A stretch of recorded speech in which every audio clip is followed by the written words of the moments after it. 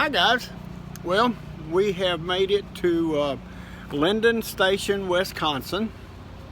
We went up to, after we left South Dakota, we went up to North Dakota, spent the night in a casino parking lot up there.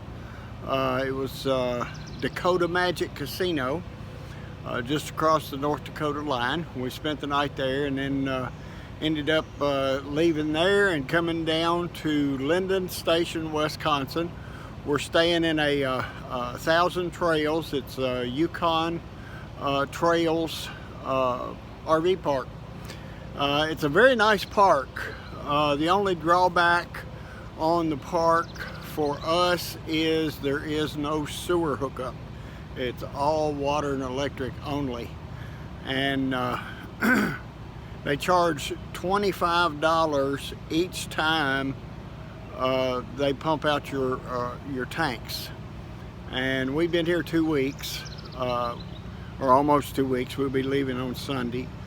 But I have made use of our honey wagon because $25 is too much for 10 minutes of work. So I've used the honey wagon and took it over to the dump site. But the site itself is very spacious. You can see behind me the camper and everything. I'm going to turn the camera around here in a minute and show you the campground. But it is a nice spacious campground. We've got plenty of room. So without further ado, I'm going to turn the camera around and kind of walk around the park here and show you some of the amenities of it. Okay, here you can see our setup. We're got everything together like we want, and as you can see, our map here is getting much fuller. My outdoor kitchen setup I'm really enjoying. Actually, the Blackstone is normally over here, but I was doing some smoking yesterday, so I moved it over so I could use the table. But I've got my master built. I've got the Olympian gas range and or gas grill, and my Blackstone. And this park has lots of spaces, but they also have lots of cabins, and you can rent these cabins out to stay here.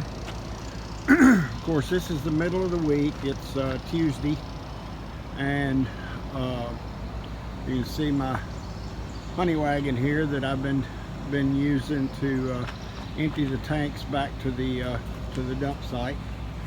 But we pretty much got the park to ourselves, other than the people that live here full time, and there are quite a few of them. You can see here this how big this space is. There's plenty of room, and it makes it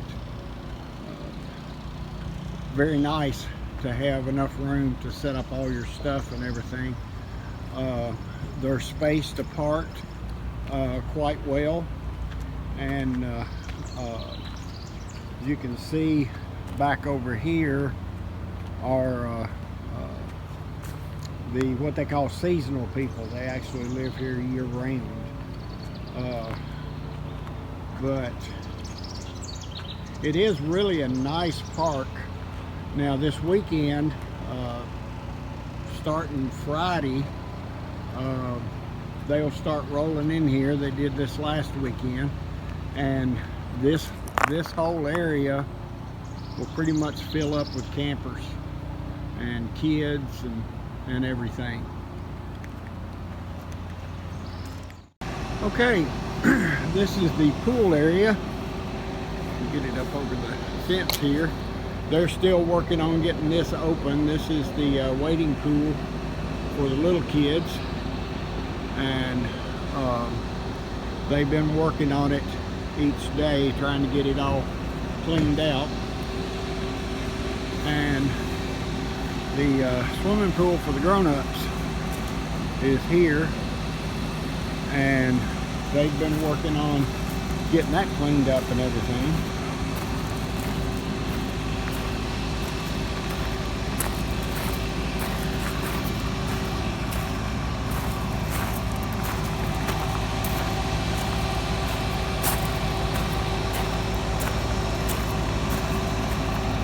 They've even got its name there in the water, Yukon Trails. But this park is very suited for kids. As you can see right over here, they have a little train that they run on the weekends.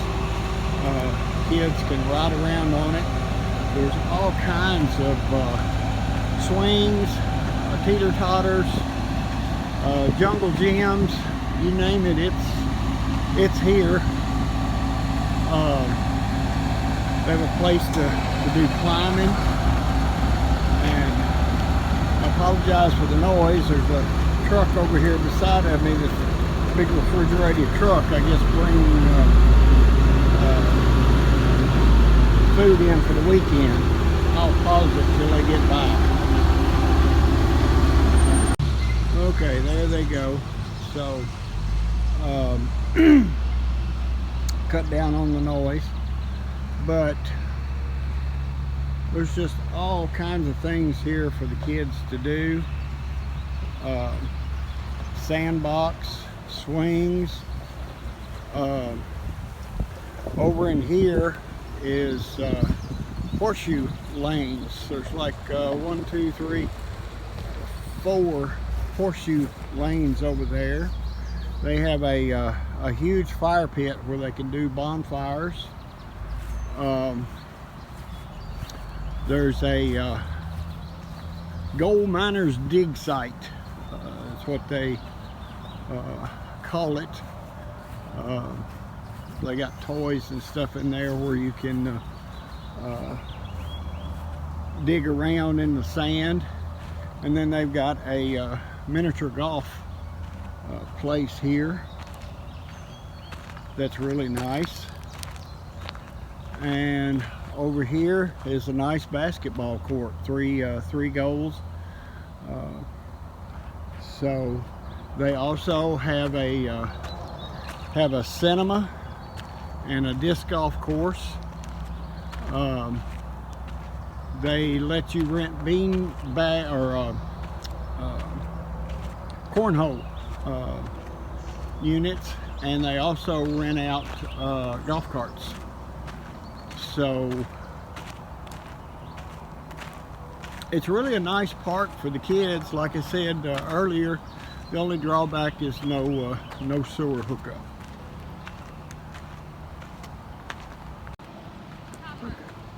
They also have a nice volleyball area here where the kids can play volleyball, and on the weekends it stays pretty full. Here's the little train where they ride you around.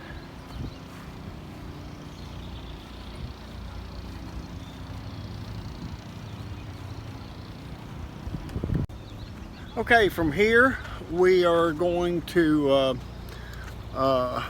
after lunch we're going to go up to the Wisconsin Dells and take a boat ride. You can see my hair, the wind has done a number on it. But I'll take you along, and we're gonna do a boat ride at the Wisconsin Dells. Okay, this is the boat we're gonna be taking a boat tour on. We've still got about another 20 minutes before we can board. I'm planning on getting up top, up there where we can see good, and we will take you along with us. We're at the Wisconsin Dells. Welcome aboard the Marquette.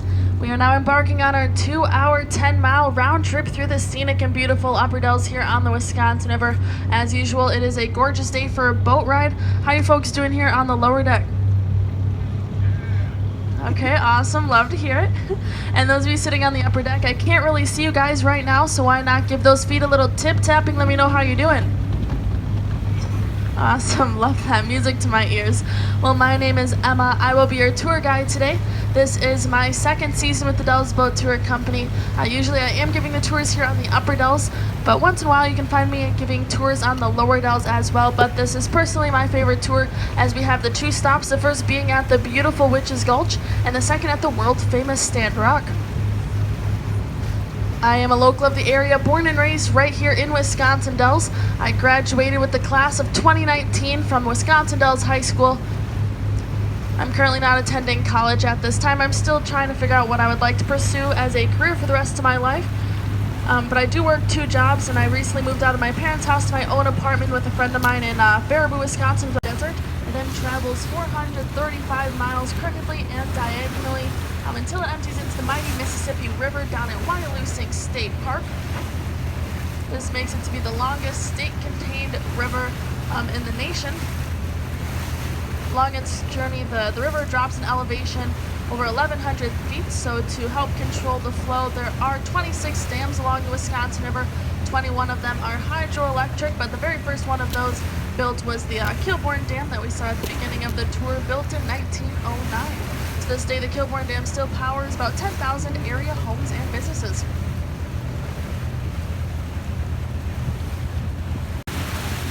Ahead of the boat, you'll see the river splits off into 2 channels. Off to the left is the old riverbed. We do not travel down that way as it gets much too shallow for our boats, as the old riverbed averages 3 to 4 feet deep. Our boats need at least 5 feet of water, so for that reason we will be taking the channel off to the right, called the Narrows. They do connect back up later and form the largest island here on the Wisconsin River. That island is ahead of the boat at this time. It is Black Hawk's Island, and it is 210 acres. There's a camp on the south side of the island called Upham Woods, and they take 4-H groups, Boy Scouts, Girl Scouts, out to the island to explore. And the primary reason for this is the abundance of vegetation. We are told that every tree species native to the state of Wisconsin can be found there on Black Hawk's Island. So that is roughly 110 species of tree just native to this state.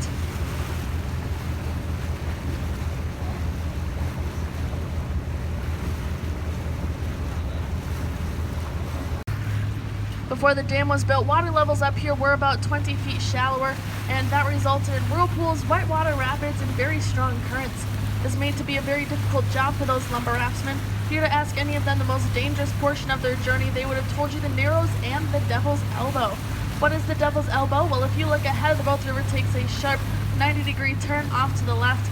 So to make this journey a little bit more manageable, as the rafts could be up to 200 to 300 feet in length at this point, they would chop them up into smaller bits called rapids pieces. But even still, it was very dangerous as those men attempted the Devil's Elbow. They were oftentimes pulled into the banks, the rocks would destroy their rafts, and they oftentimes lost their lives as well. So very skilled lumber raftsmen called standing river pilots would camp out just before the Narrows and help those men navigate their way safely through the Devil's Elbow. The most famous of these standing river pilots was a man by the name of Leroy Gates. Now, Leroy actually left you all his business card, or what we like to say, the first billboard of the Dells. So as we come through the Devil's Elbow here, there's going to be a small alcove coming up on your left-hand side, and you're going to look for some inscriptions on the rock written by Leroy. So to find these inscriptions, like I said, look into this alcove here on the left-hand side. On that far wall, just underneath that dark overhang of rock to the left of the lowest hanging branch, we understand that it is shadowed. It's also weathered, old, and it just makes it very hard to read, but those inscriptions do in fact say Leroy Gates, Dells and River Pilot from 1849 to 58. Were any of you guys able to see those words? Yeah? Okay, awesome. Cool.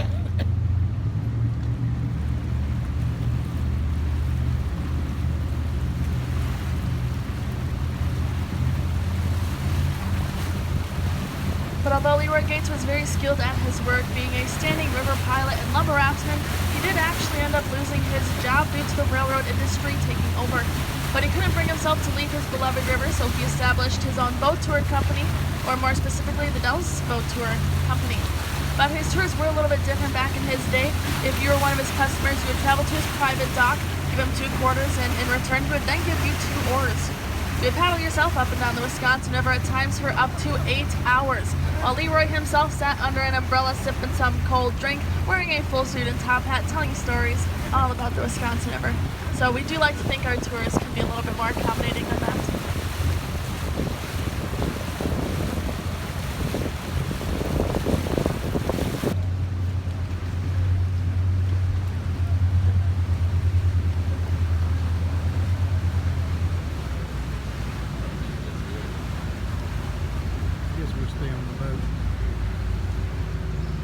Yeah, but this is my favorite area here on the Upper Dells tour.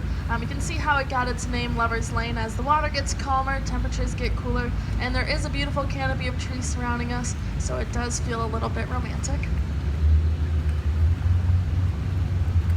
And ahead of the boat, there's a tall set of stairs. I'm often asked, Emma, where do those stairs go? And to be honest, I've never actually seen them get up and move anywhere else. They always seem to be right there. But in reality, they do lead up to the Chula Vista Resort. Chula Vista translates to beautiful view, and I can say I honestly agree they in fact have a Chula Vista. But that vista had not always been so chula. If you were to come out here before the Great Depression, instead of all these beautiful trees that we see lining the banks, there would have been homes, businesses, and other sorts of buildings. It's made a lot of people really sad is the beauty of the river, the trees, the rock formations. That is what made the Dells famous initially, so a man by the name of George Crandall decided to change its current situation.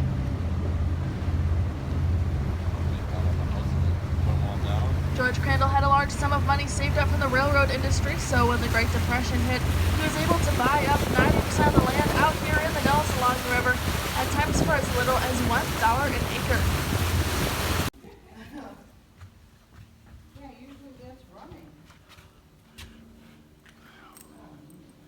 This is at our first stop. Wow. Witch's Gulch is what it's called.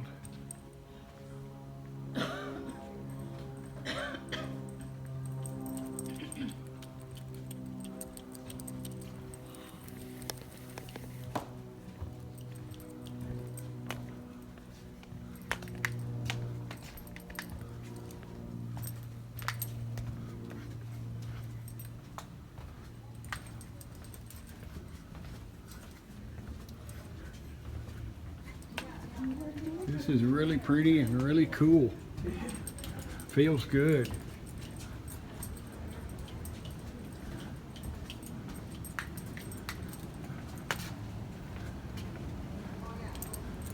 Calvin enjoying himself.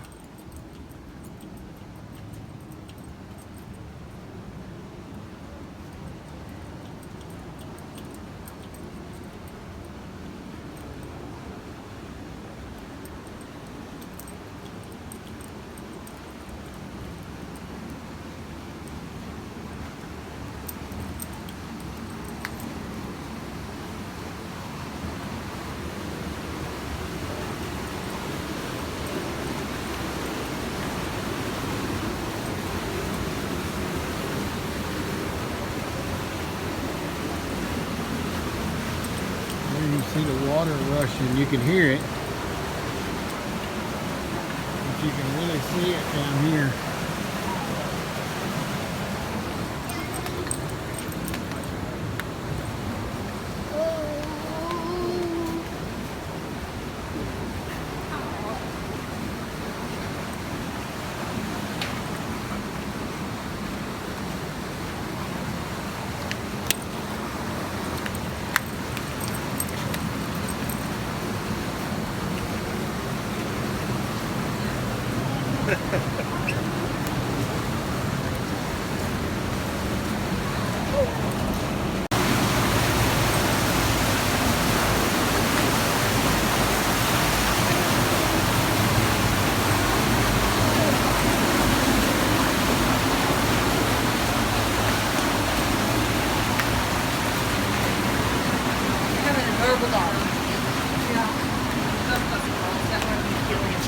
Yeah, and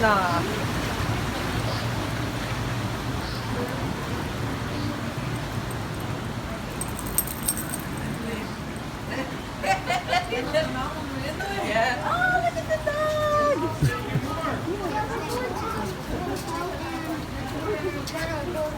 Awesome. That'll be great.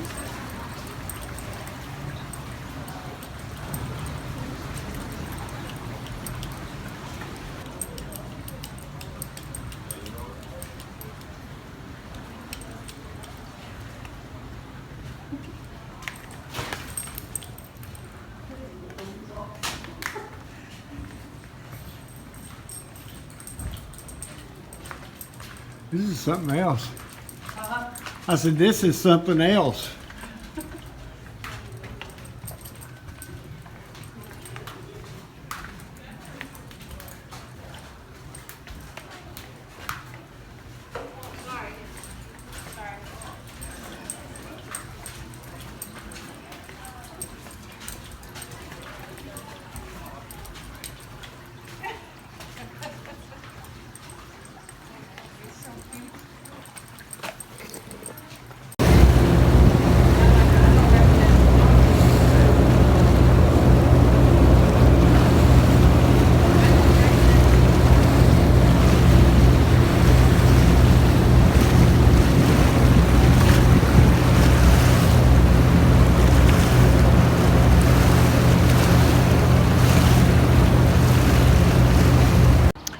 Hi guys. Okay, well, I hope you enjoyed the video I took on the boat tour.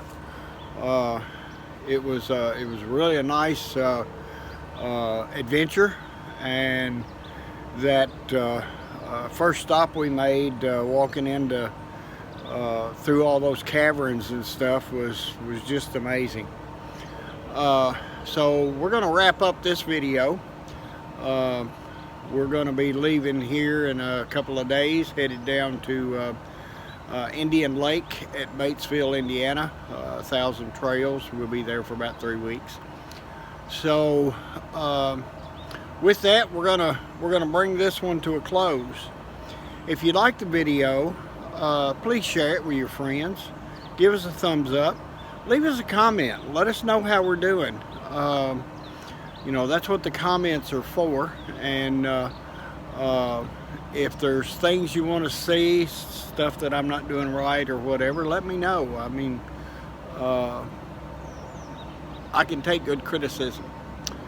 And so we're gonna close this one up, and just give us a thumbs up and share the video with your friends. Thank y'all, and we'll see you on the next one.